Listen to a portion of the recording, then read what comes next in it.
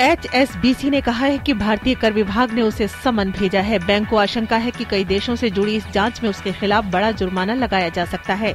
वैश्विक बैंकिंग समूह HSBC कथित कर चोरी, मनी लॉन्ड्रिंग व गैर कानूनी सीमा पारीय बैंकिंग को बढ़ावा देने के मामले में कई देशों की जांच का सामना कर रहा है। ये जांच मुख्य रूप से उसकी स्विट्जरलैंड की बैंकिंग इकाई में कथित अनियमितता के लिए हो रही है। आम आदमी के लिए राहत की खबर है। बैंक कर्मचारियों की हड़ताल अब नहीं होगी। सार्वजनिक क्षेत्र के बैंकों ने 25 फरवरी से होने वाली हड़ताल पर न जाने का फैसला लिया है। बैंक कर्मचारी और इंडियन बैंकिंग एसोसिएशन यानी IBA के बीच समझौते पर हस्ताक्षर हो गए हैं। बैंकों के करीब 8 लाख कर्मचारियों को साल 2012 से 15% सालाना वेतन बढ़ोतरी पर सहमति हो गई है।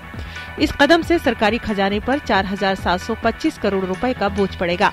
बैंक कर्मचारी 19.5% वेतन बढ़ोतरी की मांग कर रहे हैं, जबकि IBA ने पिछली बैठक में 12% की पेशकश की थी। सुप्रीम कोर्ट ने 8 फरवरी को हुई BCCI कार्यकारिणी की बैठक में निर्वासित अध्यक्ष श्रीनिवासन के भाग लेने पर सख्त नाराजगी जाहिर की है।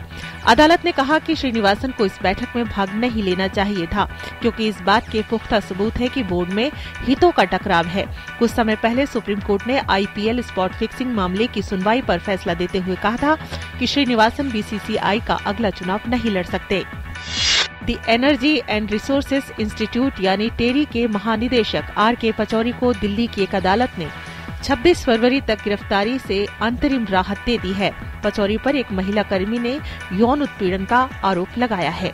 सोमवार को पचौरी की अग्रिम जमानत अर्जी पर सुनवाई के बाद अतिरिक्त सत्र न्यायाधीश ने मामले के जांच अधिकारी को नोटिस जारी कर पचौरी के आवेदन पर जवाब मांगा है।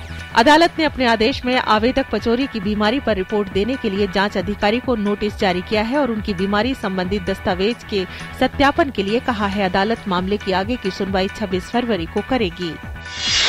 केंद्रीय स्वास्थ्य मंत्रालय ने कहा है कि इन्फ्लुएंजा H1N1 यानी स्वाइन फ्लू के मामलों में कमी आ रही है।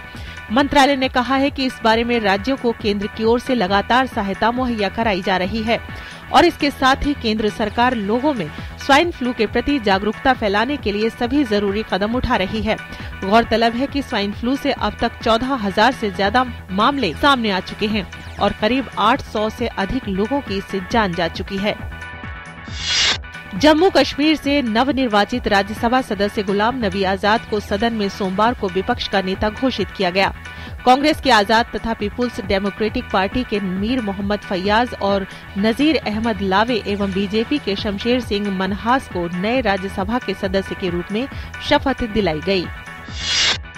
तृणमूल कांग्रेस की ममता ठाकुर ने सोमवार को लोकसभा की सदस्यता की शपथ ली।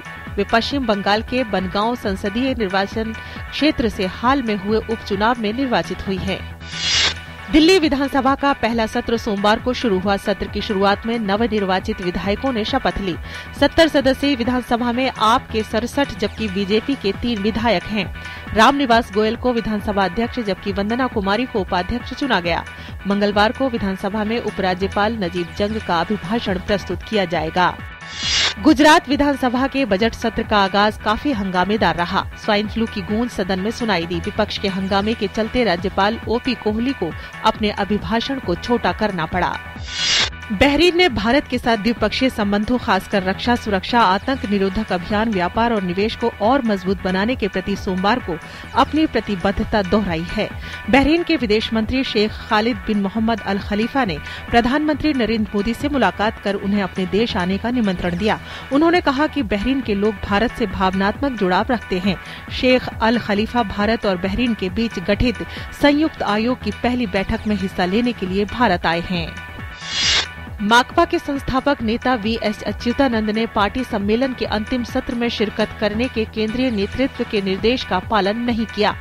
प्रदेश नेतृत्व से गहरे मतभेदों के चलते अच्युतानंद सम्मेलन के बीच से चले गए थे। इस 3 दिवसीय सम्मेलन की शुरुआत 21 फरवरी को हुई थी।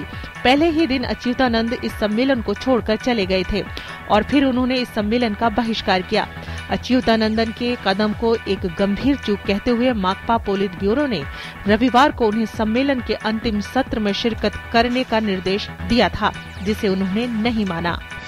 हफ्ते के पहले कारोबारी दिन बाजार की कमजोर शुरुआत हुई। सेंसेक्स 256 अंकों की गिरावट के साथ 28,975 के स्तर पर बंद हुआ। वहीं निफ्टी 79 अंक की कमजोरी के साथ 8,755 के स्तर पर बंद हुआ।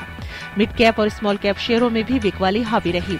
कारोबार के दौरान consumer durables, oil and gas, realty और FMCG शेयरों की सबसे ज्यादा गिरावट दर्ज की गई।